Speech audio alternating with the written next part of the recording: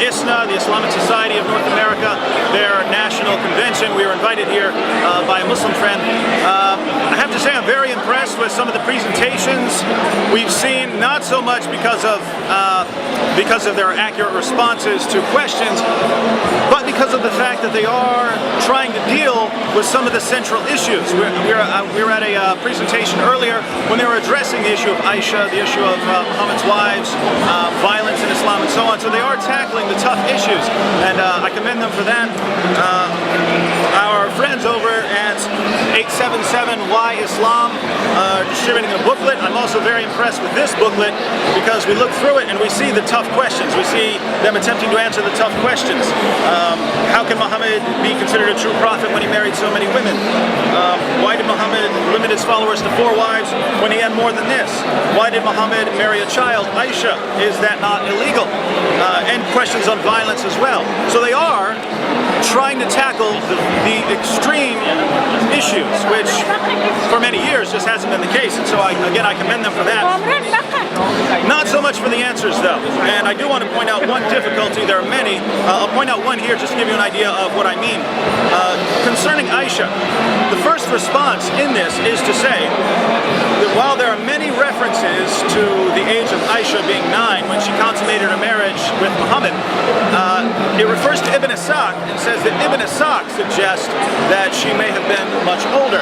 Now, this is the first time I've ever seen a Muslim say anything even remotely resembling, reject Sahih al-Bukhari and Sahih Muslim and Sunan Abu Dawud and Sahih Sitta in favor of Ibn Ishaq. Now, I approach Islam from a historical perspective, and so I think that's great. Ibn Ishaq is your best historical source. But it's weird to hear Muslim apologists saying this, because normally when I quote Ibn Ishaq, it's, how dare you quote that? We're not going to believe anything unless it's from Sahih Sitta. So, while I commend the attempt to achieve a more accurate historical approach, it's simply odd to say that you throw out all the clear references in Sahih al-Bukhari and in Sahih Muslim and in Sunan Abu Dawud saying that Aisha was 9 in favor of Ibn Ishaq, when, guess what, Ibn Ishaq says nothing of the kind. There's a lot of conjecture involved about when Ibn Ishaq says that Aisha converted, that she had been a Muslim, she was one of the first Muslims and so on, and so they base their entire argument on a lot of speculation and conjecture when we have clear references from Sahih Sitta telling us the case. So that's one issue. Apart from this, when we watched the presentation, we saw a different kind of response, namely that since Aisha had reached puberty, this was perfectly acceptable. Now, I have to question this, namely because, again, in Sahih al-Bukhari, number 5236 and number 6130 specifically say that Aisha had not reached puberty at the time when Muhammad had consummated the marriage. This is why, according to the passages, this is why she was allowed to continue playing with dolls. Beyond this, we have more details, historical details, about when Aisha was taken to live with Muhammad. It says she was playing with dolls, it says she was playing on a swing. And so all of the evidence tells us one thing, and what we're hearing at the conference is something completely different. And this is something that bothered me, and I'll just say to Muslim apologists everywhere, if you want to defend Muhammad on this issue, don't throw out all your historical sources and say, hey, we believe she was 18 or 19.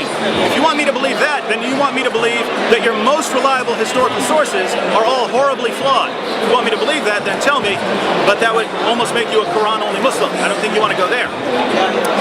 So if you want to defend Muhammad, don't throw out historical sources.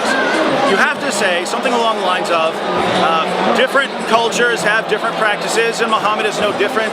And to be honest, if you wanted to go, if you wanted to defend Muhammad on this, you should say, hey, what are the common psychological characteristics of a pedophile? Look, Muhammad didn't have those. What are the characteristics of a victim of pedophilia? Well, Aisha doesn't exhibit those characteristics, and so Muhammad doesn't fit the description, and then combine this with a statement that it is acceptable to have marriage at this young age. So I wouldn't be too impressed with that, but at least you're attempting to deal honestly with the evidence, and so I would have much more respect for an answer like that than for an answer which throws out every shred of historical evidence we have.